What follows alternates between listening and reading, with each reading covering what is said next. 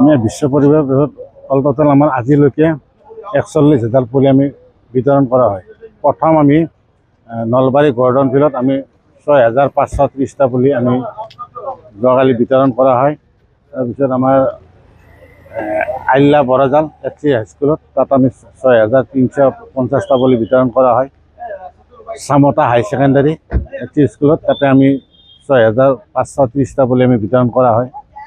টিহু কলেজত ৩,৮৫০টা পুলি আমি বিতৰণ কৰোঁ। আজি বিশ্ব পৰিৱেশ দিৱসত আজি আমি নলবাৰী DC অফিচত ২,০০০ পুলি আমি ডিষ্ট্ৰিবিউট কৰা হয়। তাৰপিছত আমাৰ চামতা ব্লকত তাত ২,০০০ পুলি বিতৰণ কৰা হয়।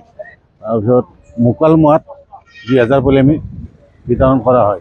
লগতে আমি আমাৰ পাগলাদিয়া নৈৰ বুকুত আমি ১,০০০ পুলি ৩০০ পুলি আমি মানে ৰোপণ কৰাৰ কাৰণে আমাৰ কৰা হয় আৰু চলিও আছে।